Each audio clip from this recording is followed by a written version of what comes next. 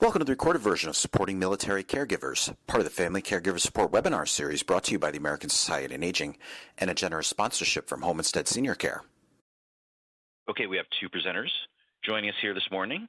Lakeland Hogan is gerontologist and caregiver advocate for Home Instead Senior Care.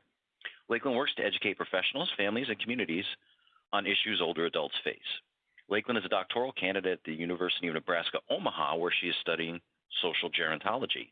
She has a Master of Arts in Social Gerontology and a Master's in Business Administration from UNO. Lakeland has professional experience in the private and public sectors of senior care services. She has worked on special projects for UNO's Department of Gerontology and the local area agency on aging. Lakeland serves as Vice President of the Board of Directors for the Dreamweaver Foundation and is active in the Alzheimer's Association's Walk to End Alzheimer's. Lakeland has a passion for helping others, especially aging adults and their families. Also joining us this morning will be Rashi Romanoff.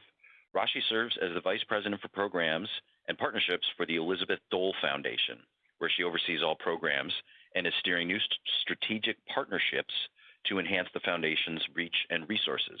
Prior to joining the Elizabeth Dole Foundation, Rashi worked at America's Health Insurance Plans as their Executive Director for Prevention and Population Health. In this role, she led programs, activities, and industry-wide initiatives related to prevention, wellness, and public health, and launched AHIP's strategy to address the social determinants of health. And with that, I would like to turn the presentation over to Lakeland and Rashi. Welcome. Hello, everyone. Thank you so much, Steve, for the introduction.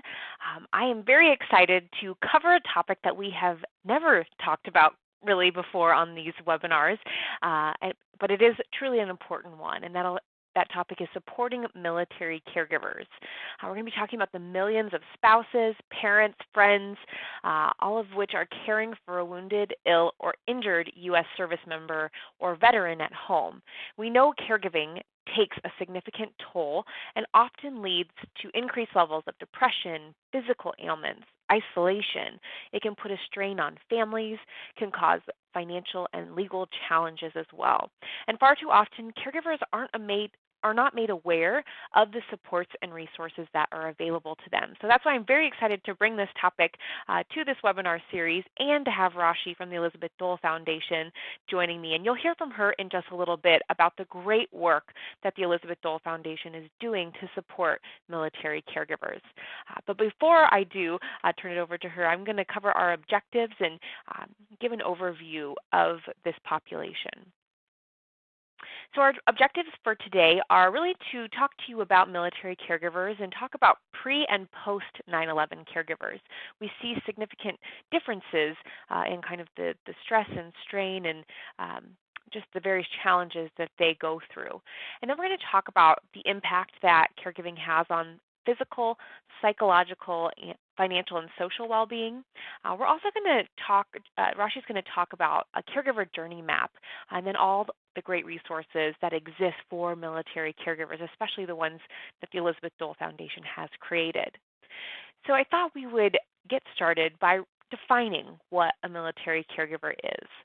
So a military caregiver is a family member, friend, or acquaintance that provides a broad range of care and assistance for or manages the care for a current or former military service member with a disabling physical or mental injury or illness. And significant attention has been paid to service members and veterans with service-related injuries and associated conditions, but not as much is known about the needs of their caregivers or the resources that exist to help them. Many wounded, injured, disabled veterans rely on their family caregivers for day-to-day support and assistance, and these caregivers devote a substantial amount of time and effort into caring for their veteran. These military caregivers play a vital role in facilitating the recovery, the rehabilitation, and the reintegration of wounded, ill, and injured veterans. And the assistance provided allows these veterans to remain at home or stay in place rather than having to move to institutions in many cases. And it also saves the U.S. Millions of dollars each year in healthcare costs. So these caregivers play a truly important role in the well-being of these military veterans and service members. So how prevalent are these caregivers, you might be wondering.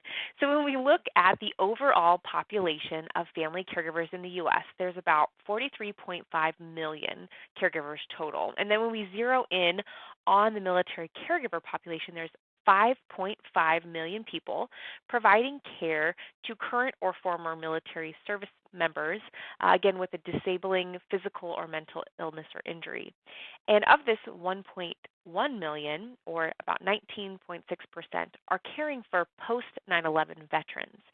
And I mentioned earlier how it can be helpful to distinguish between pre-9/11 and post-9/11 caregivers because the demographics and the needs of each group can really truly be different.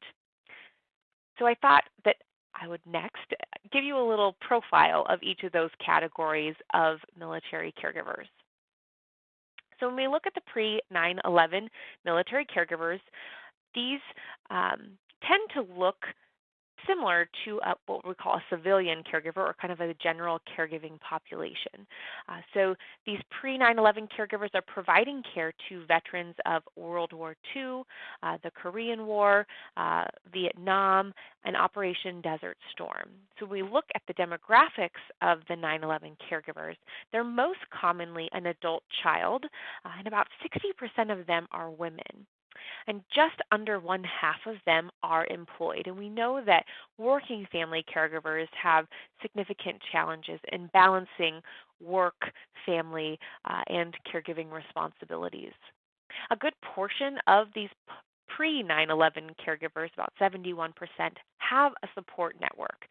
And as you'll see when we look at the post-9/11 caregivers, they aren't likely to have as much support. So it is good to know as aging professionals in the field that these pre-9/11 caregivers are more likely to have a support network, people to come alongside the caregiver and help with caregiving responsibilities. And we see that only 11% of pre-9/11 caregivers are 30 years or younger. We do kind of see a growing trend in caregiving among younger individuals, but for this pre-9/11 group, there's only about 11%. So how does that compare to the post-9/11 caregivers? And when we say post-9/11, we're indicating, of course, 9/11, the terrorist attack on New York City, which kind of is that differentiator, the pre and post-military caregiver. So as you can imagine, these post-9/11 caregivers might be a little bit, or care recipients might be a little bit younger, but these individuals are caring for vets that were deployed to Iraq and Afghanistan. And as advances in the battlefield treatment have led to more survivors of things like traumatic brain injury, amputations, veterans and their caregivers have to adapt to life after these significant injuries, or life-changing physical injuries and mental distress. And because of this reason, military service members deployed to Iraq and Afghanistan may have more complex challenges than the pre-9/11 veterans. So these caregivers that are caring for individuals post-9/11, they might have, again, more significant challenges or more complex caregiving scenarios. So when we look at the demographics of these post-9/11 caregivers, they're more commonly a spouse or a friend, which, if you remember, to the pre-9/11 is mostly adult children. So again, there is a difference there. It's also more likely that these post-9/11 caregivers are to be employed. So about 63% are employed, and that is higher than the pre-9/11 caregivers. And I mentioned, having a job and being a caregiver, juggling all of that can be a challenge. They're also less likely to have a support network. Only 47% have reported having a support network. And if you remember back to the last slide, the pre-9/11 caregivers had about 71% of them had a support system. So these post-9/11 caregivers might need more supportive services to help them along their caregiving journey. A large number of these post-9/11 caregivers are likely to be age 30 and younger. About 37% of them are 30 years or younger. And on the last slide, there was only 11%. So again, this demographic of military caregivers is different. It looks a lot different. And they're more likely to be of a minority race or ethnicity, and they're also more likely to have previously served in the military themselves. So we see more veterans taking care of veterans in this post-9/11 military caregiver population. So that's a little kind of overview of the pre-9/11 and the post-9/11 caregivers. But what about the care recipients, the veterans, the service members?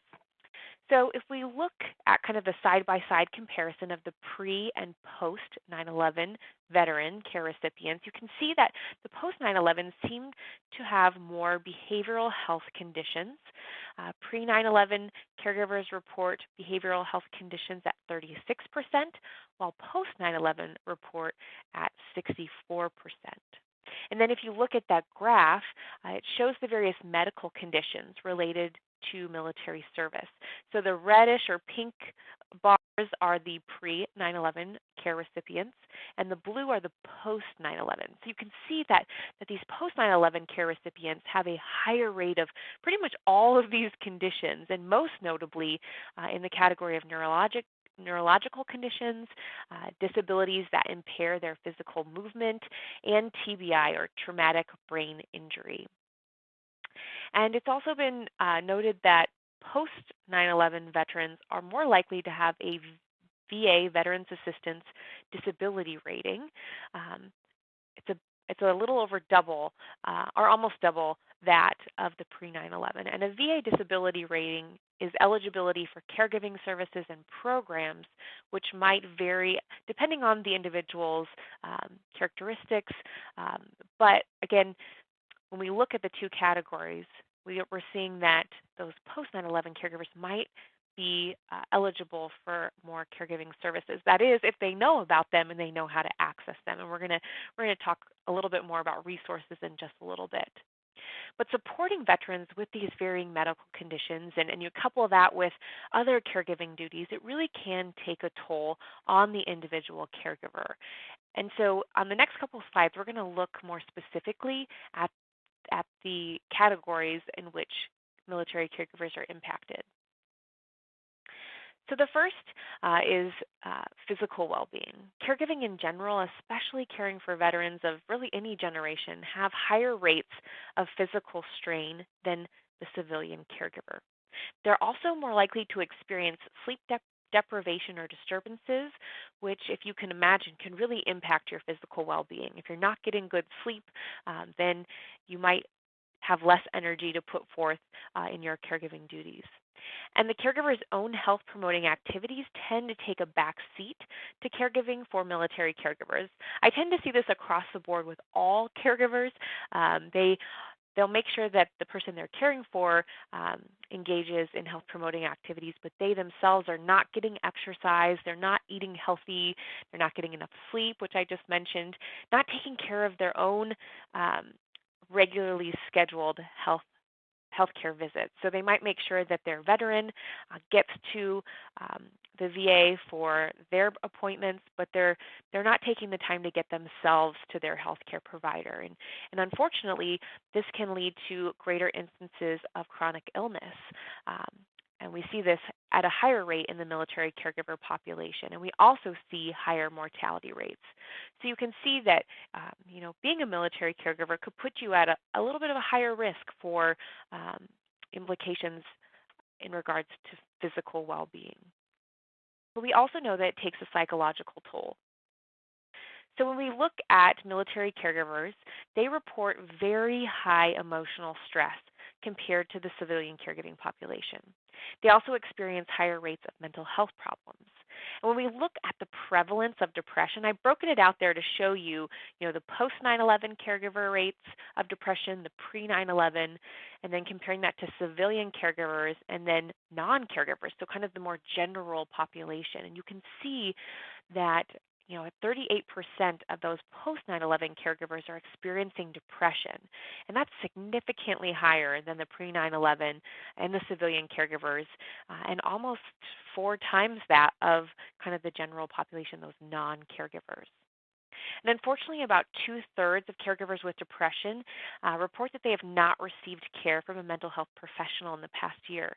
And so that means that they're not getting the support that they need and the resources that they need.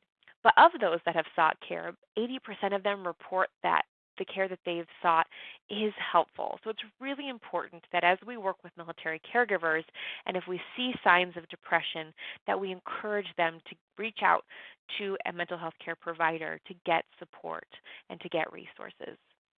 We also see a higher prevalence of anxiety. Again, I broke it into those 4 categories. So the post 9/11 caregivers, about 43% of them are experiencing anxiety. And that is significantly more than pre 9/11, but the pre 9/11 and civilian caregivers tend to have about the same anxiety rates, but those non-caregivers aren't experiencing anxiety to the extent that these caregivers are.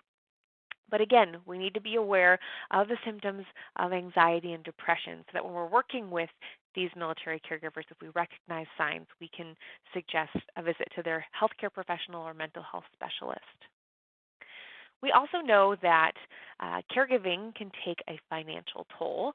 And looking at the impact of caregiving on finances, the financial strain is twice as much for post 9/11 caregivers as it is for pre 9/11 caregivers. We see that the post 9/11 caregivers experience financial strain 61% of the time. And this could be due to the fact that, they might be younger, they might have that kind of work caregiving life balance issue, or maybe they're having to cut back part-time, reduce their hours, that sort of thing. But we see that, in addition to this financial strain, their out-of-pocket, or it might be due to the fact that their out-of-pocket expense is estimated to be about 2.5 times greater than non-veteran caregivers. And as I just mentioned, the demands of caregiving might impact their employment, and roughly 2 times as many post 9/11 caregivers reported the need to make workplace adjustments as a result of their caregiving. So those post 9/11 caregivers are having to make workplace adjustments at a higher rate. So they might be absent from work because they have to get their veteran or service member to the VA for doctor's appointments. Maybe they're having to cut back on hours to stay at home longer with the veteran and provide care. They might have to leave the workforce entirely or take an early retirement. And as you can imagine, that could impact the caregiver's benefits, their health insurance, Social Security eligibility. It really can have long-term implications for themselves and their families. So being a military caregiver can impact your financial well-being. And then the final category is social well-being. And we don't always think about the social aspects of caregiving and how that can be impacted, but we know that military caregivers are at a higher risk of social isolation, especially if the service member has a mental or behavioral health diagnosis, such as post-traumatic stress disorder, PTSD. And 84% of veteran caregivers saw that their friendships and social relationships were negatively impacted by caregiving. And about the same percent, about 84%, said that they believe their caregiving responsibilities negatively impacted their family life and their relationships. So if you stop to think about that for a moment, that can really impact your social well-being. If you're not able to see your friends as often, if there's issues in the family because of your caregiving responsibilities, if you're feeling isolated, maybe you can't get out of the house as often to socialize, can really take a toll mentally on the family caregiver. It can really impact their social outlet. And if you can remember back to the slide about the post 9/11 caregivers, they are less likely to have a support system than the pre 9/11 caregivers. So again, that can impact their social well-being, those that can come alongside them to help in their caregiving journey. They may not be as readily available. So again, that can have an impact. So that gives you a good overview of who military caregivers are, how it can impact them, their physical well-being, their psychological well-being, financial, and finally social well-being. But there are some great resources that exist out there for military caregivers, but a lot of them don't know about it. So I'm really glad that you all are joining us on this webinar because Rashi is about to share some of the great work that the Elizabeth Dole Foundation is doing in this area. So Rashi, I'm going to hand it over to you. Terrific. Thank you so much, Lakeland. That was really an excellent overview, providing a lot of really rich data on the impact of caregiving. And I think the way you sort of split it up about the physical, the mental, the financial, and some of the social impacts was really helpful and really gives you an idea of what the evidence is telling us about what the impacts of caregiving are on, our hidden heroes that are supporting veterans each and every day. So thank you so much, and I'm really honored to be here to talk with all of you about the Elizabeth Dole Foundation. I think if Lakeland's presentation was a little bit about setting the scene of the population and their needs, my hope is that during this short presentation, I can talk a little bit about some resources and some tools that we have available to really help institutions, to help service providers, to help doctors, to help nurses, really to help a wide variety of partners better understand, recognize, and support military and veteran caregivers. And the one thing I'll sort of add to this, given the audience, is I think a lot of the tools and resources we're talking about today, they've obviously all been curated and tailored for the military and veteran population. But I think, with baby boomers getting older, as we're sort of facing an aging crisis in the United States, I think a lot of these tools and resources can really inform how we're thinking about caregiver care in the civilian population as well. So, our focus here at the Foundation is really focused on this military and veteran population, but I think a lot of the lessons we've learned so far in this process, translate very closely to, Alzheimer's patients, dementia patients, things like that. So really looking forward to chatting with you. So my name is Rashi, and I'm the Vice President of Programs and Partnerships for the Elizabeth Dole Foundation. Just to be clear, our mission is to strengthen and empower military caregivers and families through advocacy, research, and community-driven initiatives. We're really excited to talk with you about a couple different tools that we think would be helpful to this audience in sort of their work with veterans and with military families.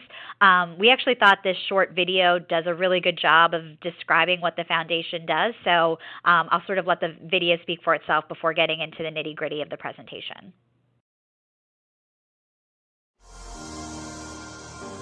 We are here today in our nation's capital representing the Elizabeth Dole Foundation and military and veteran caregivers across our nation. None of this would have been possible without the leadership of Senator Elizabeth Dole. Here's how it all began. In 2011, at the World War II Memorial, we realized that Bob was having some serious health issues and rushed him up to Walter Reed. He was there hospitalized for 11 months. All around us, there were wounded, ill, injured warriors. Their caregivers were young spouses, the mothers, the dads, the siblings as well. Over those 11 months, we got to know many of them very well. And they were scared. They were really worried. What's going to happen when we leave the hospital? When we're back home, we're alone. They realized they were not trained as caregivers. They are not supported. I had been given a mission. You've seen it, go do something about it. Wake up America. Our nation's leaders must stand with America's military caregivers. I realized we needed evidence-based research, and so I commissioned the RAND Corporation. They did a 2-year study and told us there are 5.5 million military and veteran caregivers, providing about $14 billion a year as an unpaid workforce. Our research tells us that a strong, well-supported caregiver is the #1 way to contribute to the health and recovery of a veteran. We've built a coalition of 300+ national, local, and regional organizations. We've vastly expanded VA services and support for caregivers. We have 200 caregiver fellows representing all 50 states and Puerto Rico. We make appointments for them on Capitol Hill with their congressmen and senators and their staffs. And they storm the Hill and they tell their story directly. And they're a great help in terms of getting legislation passed. I am one voice among many who need consistent and compassionate help as we carry this heavy responsibility caring for our veterans. We decided to launch the Hidden Heroes campaign to raise awareness of the enormous contributions and challenges of these caregivers. We want to talk about the Elizabeth Dole Foundation, which saw a need several years ago for our caregivers, those who are caring for our veterans, and decided this was a need that needed to be met. We've recruited more than 140 cities and counties, and we're still going across the country to mobilize, educate, and build awareness in home communities for caregivers. We've expanded our focus to include America's hidden helpers, our military caregiver children. Our campaign for inclusive care is changing the culture at VAs nationwide. Caregivers now have the opportunity to be part of their veterans' healthcare team. We're making tremendous progress in addressing the unemployment and underemployment of military caregivers through a national call to action to America's employers. The Elizabeth Dole Foundation has put a face and a name to those who are caring for our wounded, ill, and injured service members.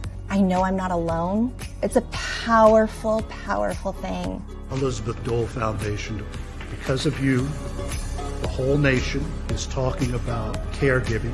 The foundation definitely empowered me. I feel like I'm stronger than ever. Kind of like Wonder Woman.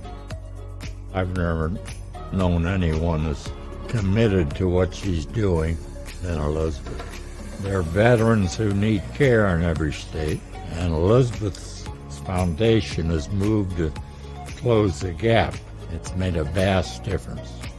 The foundation's legacy will be a shift in culture, an America where caregivers are empowered, they're appreciated, they're listened to, an America where caregivers are really woven into the very fabric of our nation's appreciation for the military.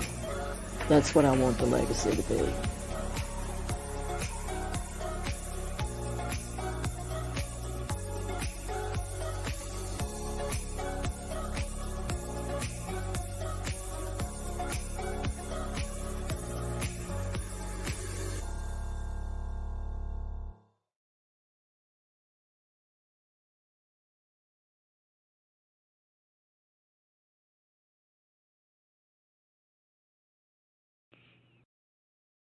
All right. Well, thank you very much. I hope that it's kind of weird on this side since you don't get any of the audio, so it's a little weird to watch. But I really think the video provides a really good overview of everything the foundation does, and it's always great when you can hear from the senator herself. I think all of the work that we're doing is really intensely personal for her and really for the folks that we work with. So it's a cause that I know I'm very honored to represent and to work on every day.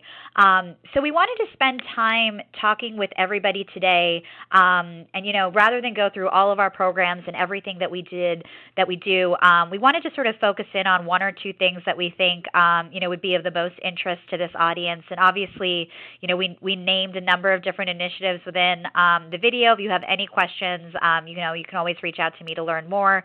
But a real good primer to all of the work that we've done is our Military and Veteran Caregiver Experience Map, which is displayed on the slide that you're seeing in front of you.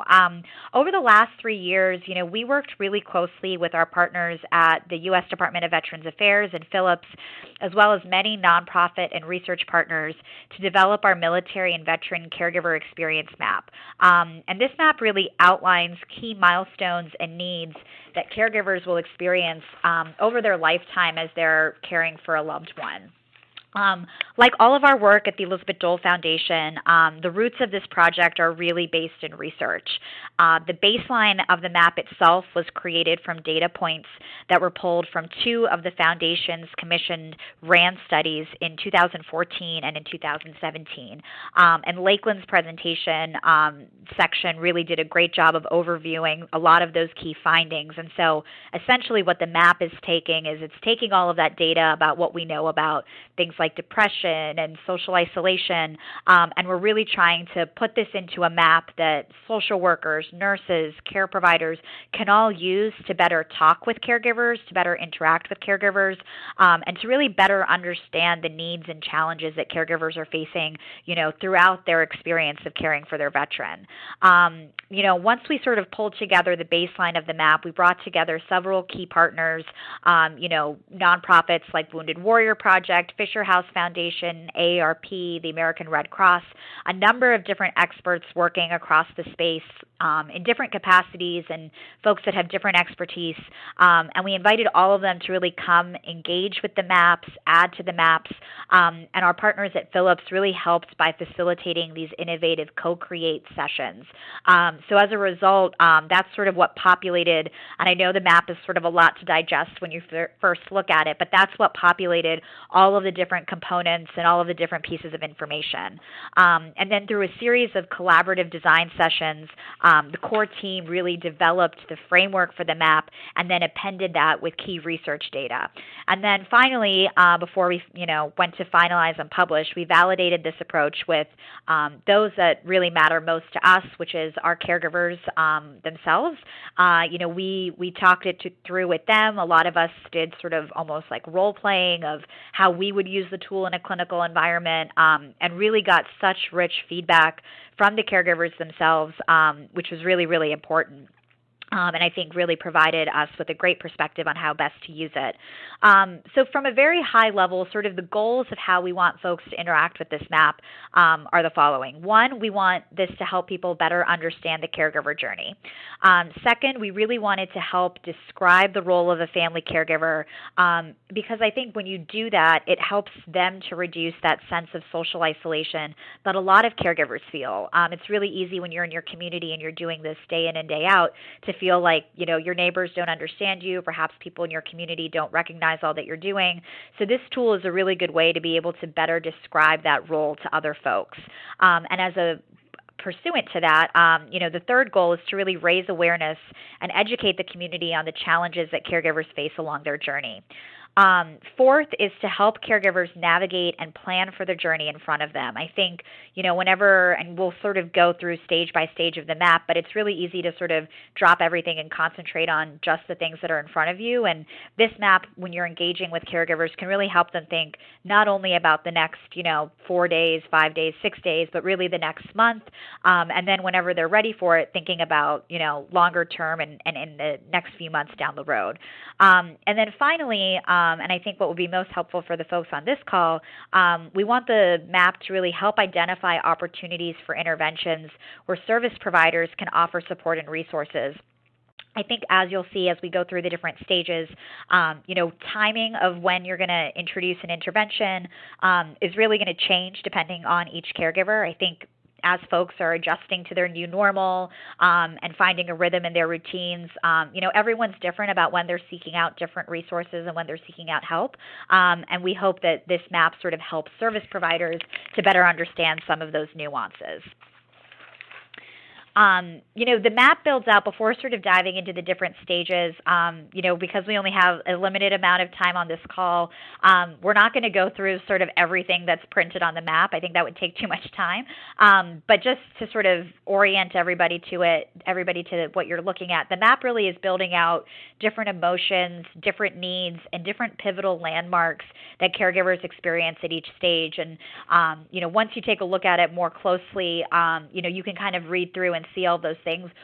For the purposes of this call, we're not going to be going through all of those different components, but we did want to take a closer look at each one of the stages to sort of orient you at a high level to what the journey looks like.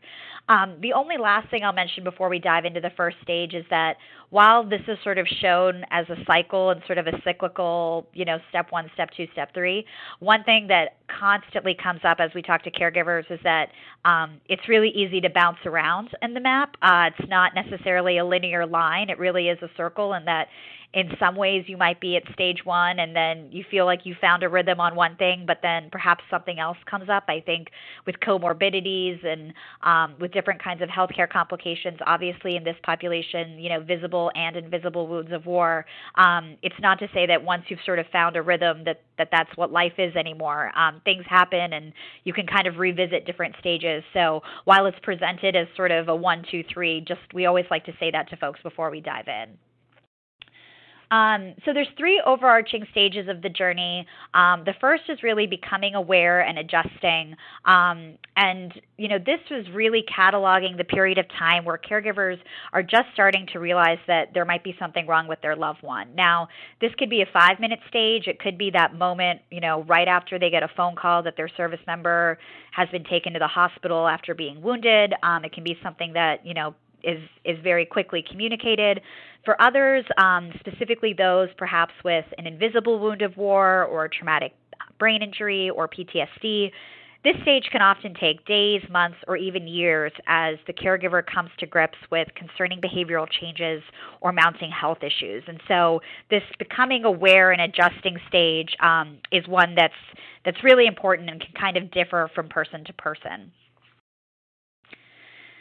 Moving on to phase 2, we're seeing caregivers really starting to shift their priorities and seek out help. So here we see the caregiver taking on an increased level of responsibility for their veterans' care, and here they might be starting to reach out to external support for assistance.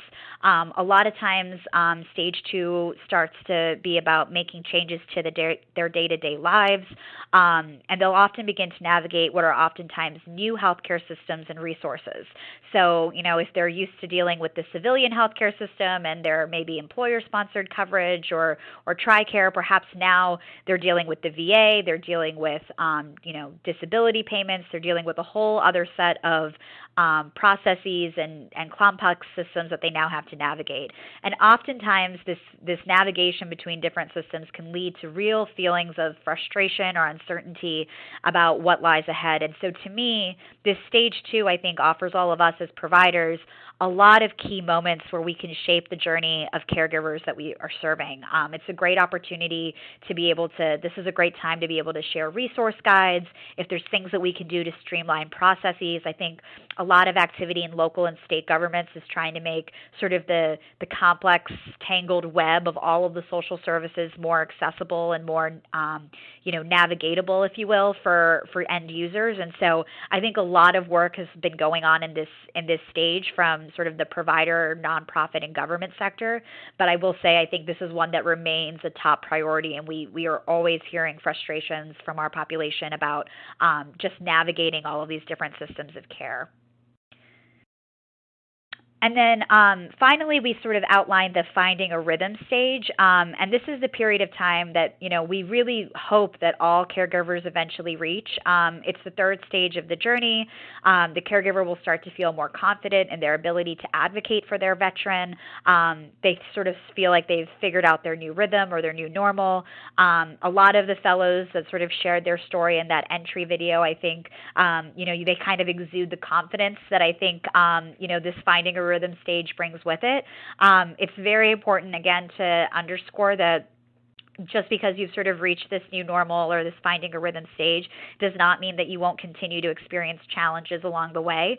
But at that point, our hope is that those caregivers now have the tools and the support in place to better respond to those challenges as they come up.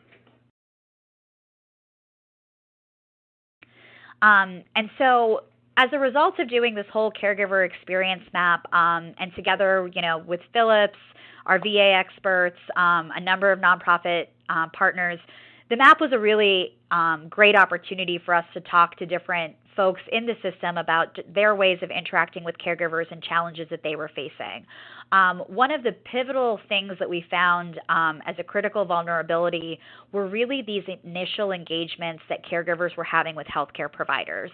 Some of those first visits at the VA and with, or whether it's DOD or whether different healthcare specialists, they're taking care of their veterans' care. oftentimes the caregiver sort of felt left out or maybe even excluded from those conversations. And so what we recognized in doing this map was that was really a critical moment in time that the Elizabeth Dole Foundation, together with partners, really decided we wanted to design a strategy and an intervention to improve some of these initial engagements so that from the very beginning, the caregiver felt like they were included and they were part of the veterans treatment team, within the VA as things were getting off the ground. And that's really sort of the context and the background behind our campaign for inclusive care, which was the second tool that I wanted to spend the rest of our time chatting about. So the campaign for inclusive care is really designed to empower healthcare providers and professionals to engage veteran caregivers as a part of their care team, through policy, practice, and culture change. And it's important to note, some healthcare providers are practicing inclusive care. This isn't to say no one is doing this. I think in working with a lot of experts from the VA, we talked to a lot of people that had really great strategies in place for how to involve family members and caregivers in those conversations. But unfortunately, this is not something that's necessarily taught in medical schools. It's not something that's a part of onboarding for a lot of healthcare institutions. And so despite really good intentions about promoting family-centered care and promoting inclusive care, oftentimes caregivers still felt excluded and not as a part of those conversations as I think that we all strive to be. And so what the Campaign for Inclusive Care is trying to do is really make it empower healthcare professionals and also make it a lot easier and give all of these providers the tools that they need to really integrate caregivers into the conversations in recognition of the fact that this might not be something that's taught. The second piece I'll just say on that is I think some of the reason why this hasn't been necessarily fully adopted is I think there's a lot of hesitation around privacy rules and HIPAA and all of these different sort of structural things about how much can we really share with family members. And so that was something that we very consciously were aware of going into this campaign and really have addressed in different ways, which I'll get to in just a minute. So I know that Lakeland sort of provided you with a lot of information and a lot of data about the impact of caregiving. I wanted to just do one slide on sort of the impacts of caregivers and sort of how they're currently integrating with the care team. When we've sort of partnered with the VA and looked at research on this, the research is really staggering. A lot of VA caregivers reported that in the past 6 months, the care team really isn't asking them about, how they're managing their veterans' health. Do they have the skills and training they need to help their veteran? Do you need help at home managing the veteran's health conditions? And these were really concerning both to the VA and to the Elizabeth Dole Foundation. I think, one thing that becomes very clear, too, is that in this population, you have some folks with some really complex health conditions. It might be an amputation or, wound care or service-connected illness, which requires a lot of different interventions, a lot of different treatments. It's not uncommon to have, a veteran with 20, 30 different specialists across the VA healthcare system where care really needs to be coordinated, and they're taking dozens of medications on different schedules. And so to see some of this data about caregivers being excluded was a really eye-opener for our partners at the VA as well as at the Elizabeth Dole Foundation for designing an intervention to better address this need. And sort of connecting this to the bigger picture, by not including caregivers, there's more at loss than just excluding a family member from a conversation. There's some really potentially terrible outcomes that the VA could be exposed to as well. So one is that, providers are not receiving complete information about the health status. Particularly in a veterans population, perhaps the patient doesn't want to talk about, nightmares or an issue that he might be having with, he or she might be having with medications. And so if you engage that caregiver, you're getting more complete information. You're getting a fuller picture of what's really going on at home. Secondly, by not getting all of that complete information, some of the interventions that providers might be recommending or might be prescribing might not actually be the best options. And so by engaging the caregiver and learning a little bit more about what might really be going on inside the home, you're able to design interventions that will improve health outcomes. And then all of this, I think, really leads to, reduced amounts of unnecessary care, potentially reduced hospitalizations. If you think of it from a workload perspective, you're looking at potentially getting fewer calls from caregivers or things like that where people are calling because they're not sure what to do because you've engaged that caregiver as a part of your clinical team from the very beginning. So we wanted to, So before I go to the video, why inclusive care, the summary of it is that it's promoting patient and family-centered care, it's reducing costs, and it's improving health outcomes. So that's sort of our argument for why we want health systems to adopt this campaign. So we wanted to share a little snippet, sort of teaser video of one of the products we developed for the VA to really address this issue. So, we developed hand in hand with the VA our Academy for Inclusive Care, which is really a training initiative to get providers and to get frontline staff and nurses, really a wide range of different audience members who can take the training.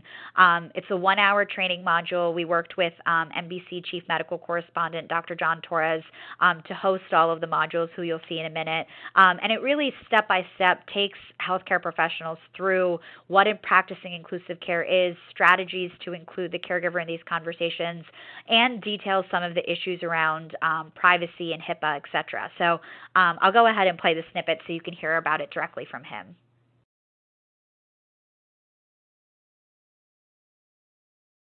Hello, I'm Dr. John Torres, medical correspondent at NBC News and an Air Force veteran. I'd like to welcome you to an introduction to inclusive care. This is the first of 4 online trainings produced by the Campaign for Inclusive Care, a joint initiative of the Elizabeth Dole Foundation and the U.S. Department of Veterans Affairs. These trainings are designed to help you, VA healthcare providers, allied healthcare professionals, and primary care teams gain a better understanding of how to create an inclusive care environment that brings together the veterans healthcare team, veterans, and caregivers. Working together, we can improve health outcomes for veterans and enhance the quality of life for both veterans and caregivers. An inclusive care environment will also improve workflow, promote patient safety, and create a healthier workplace culture. Patient perspective and preference should never be set aside. Inclusive care recognizes another voice in the life and well-being of the veteran, and that voice has the valuable insights into the health and well-being of the patient. Inclusive care seeks to strike a balance that includes both the patient and the caregiver in dialogue with the healthcare team.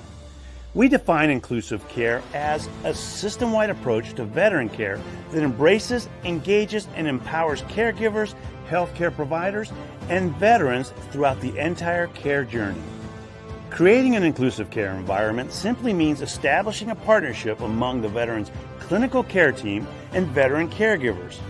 This partnership is based on effective communication and secure feedback and increases the capacity and competency of the care team. Strong partnerships aid in delivery of coherent, productive, and high-value services that improve health outcomes, quality of life, and workplace culture.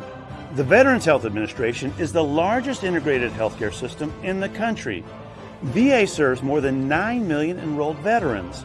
As committed healthcare professionals, each of you is dedicated to the highest quality of care for our veterans.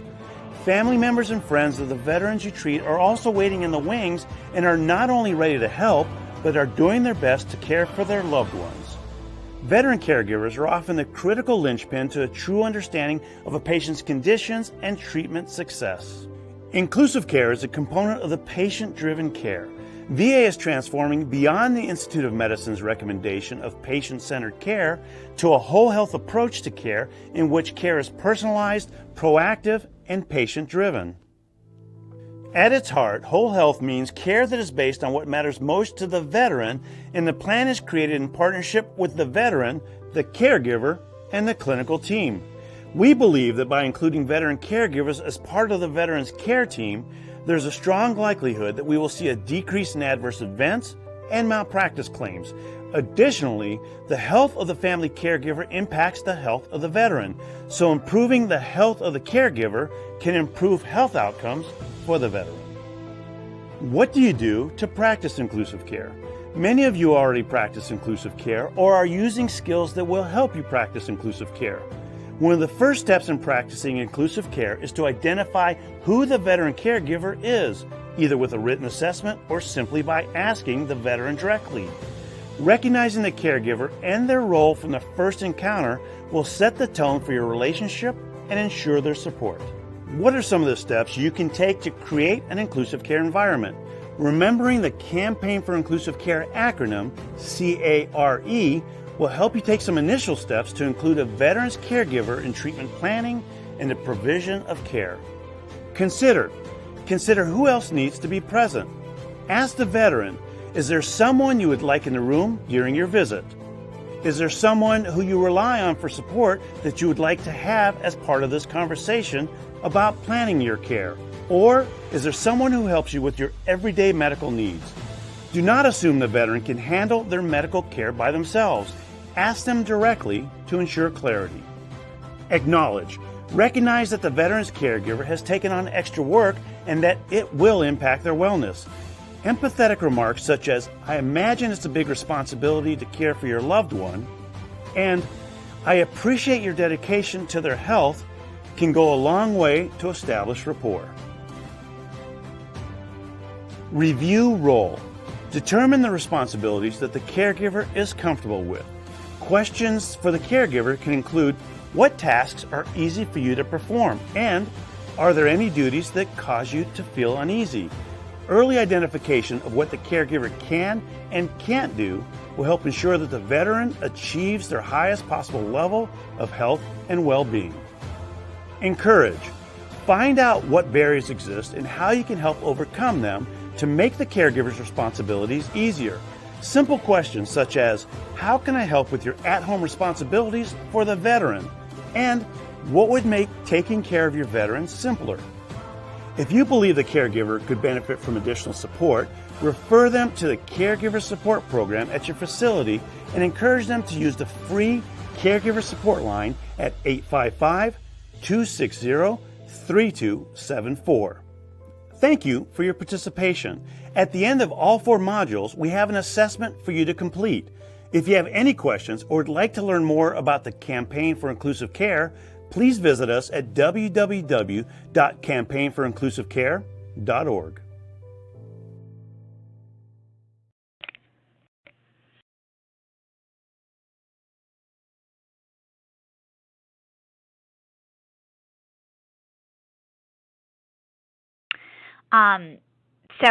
So that's just a snippet of sort of what the Academy looks like, and I think is pretty representative of what the rest of the modules look like. They're all available, if you want to go take the trainings right now, they're all accessible and available online, and I'll work with Lakeland and Steve to get the link out to all of you folks so that you can access it. It's accessible via Train. That's sort of the platform we're using, and I should also note that for nurses and for social work, or for nurses and for physicians, the training also counts towards your continuing education credits. So we're really excited about our Campaign for Inclusive Care. Sort of where we are in terms of next steps is we're launching a pilot within 3 different VISNs within the VA network to sort of have providers and frontline staff at each one of these locations take the 1-hour training, and then be able to look at the quality improvement effort and see what the impact this training is on care delivery and on caregiver satisfaction and veteran satisfaction. So we're really excited. We're sort of actively launching all of the pilots as we speak, and we'll be sending teams out to the field to be able to train physicians one-on-one and really talk through the campaign itself. But we're really excited and really happy to be able to share just 2 of the resources that the foundation has with all of you today. So I'll leave you with some recommended resources that we have just so that you have those links, but I want to be conscious of time and see if there's any questions.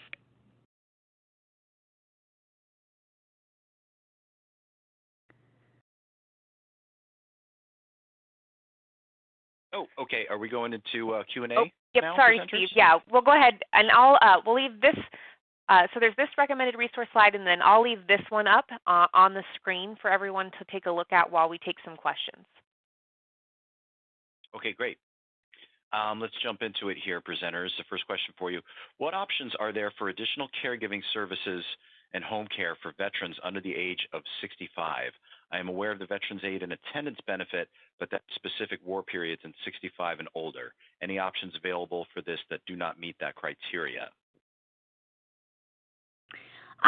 Yeah, so I'm looking at the question now.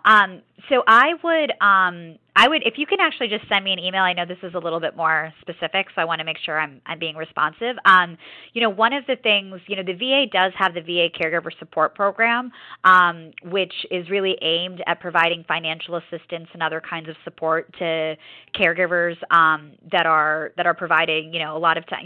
It's a long list of criteria that they have to meet. It's only for a certain kind of veteran and a certain kind of caregiver. To date, that program has been limited to post 9/11 veterans. With the Mission Act of 2018, that was actually expanded to veterans of all eras. So the VA is in the process of trying to expand that VA Caregiver Support Program to other veterans. Now, obviously, it's government.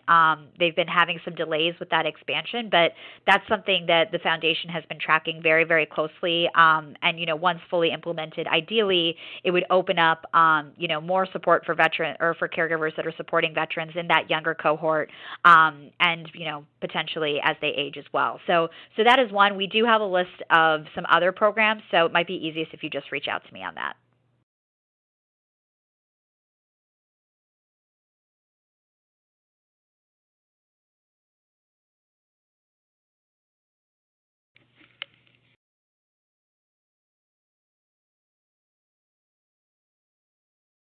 And our email addresses are, we did switch the slides, so our email addresses are up there, so feel free to reach out via email. But Steve, are there any more questions?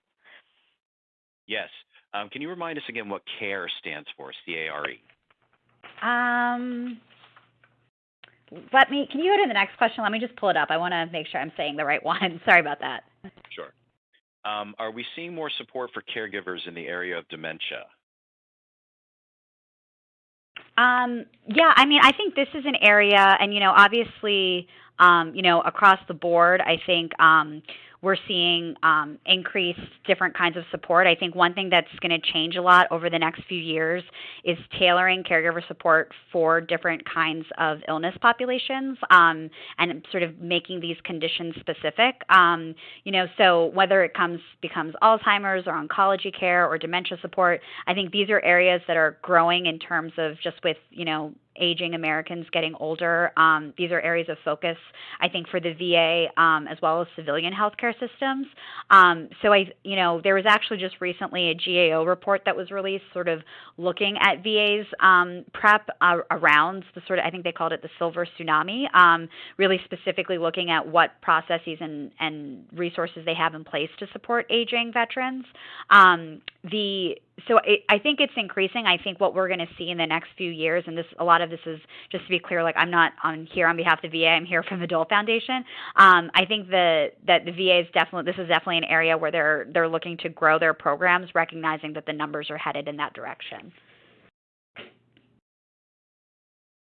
Okay. Got a couple similar questions here that I'm just going to kind of bundle together. The Military Caregiver Experience Map referenced previously in the presentation, is that available for distribution or as an enlarged poster for legibility, or can we get a copy of that? Yes, absolutely. We have several copies of that. So, Steve, I'm happy to connect with you on the best way to get that out. It's all digitized. So, the website is on the slide now about where you can access it digitally, but we also have printed copies that we can send out to folks. And I'll add to that, I like the digital copy for those that are interested in, because you can zoom in on the various parts of it in a PDF format. So yeah, I've just Googled in the past, I think it's back here. I think we have it on this slide. So the second bullet, the Military and Veteran Caregiver Experience Map, you can download it there. And then you can zoom in to your heart's content. Okay. Next question. What do you think that a new LCSW or a MSW do to help better understand the issues that a military caregiver or veteran have? Sorry, can you say that one more time? Yes. What do you think that a new LCSW or an MASW should do to help better understand the issues that a military caregiver or veteran have? Yeah, so I think I would say that Caregiver Journey Map is really the best first place to go for resources. And I know we sort of very quickly went through all of that, and maybe something to explore is coming back and doing a larger deep dive with this group on the components of the map.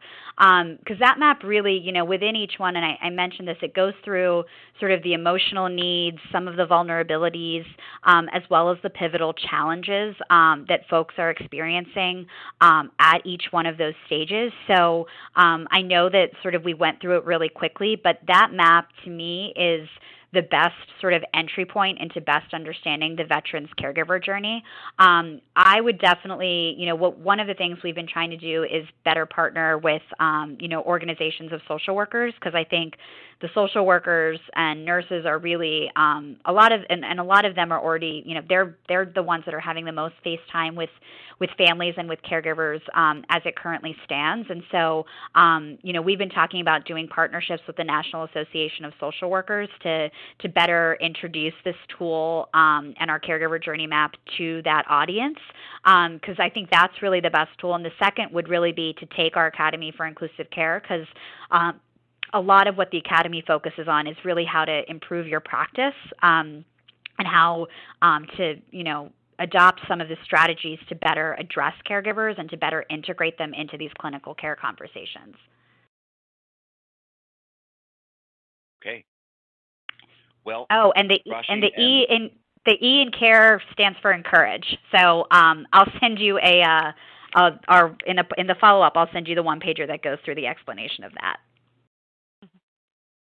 Okay. Well, Lakeland and Rashi, we've reached the end of our hour here, unfortunately, and we're out of time. But I want to thank you for joining us today for a very important presentation on a great topic. Thank you so much. Thank you. Bye, everyone. Thank you.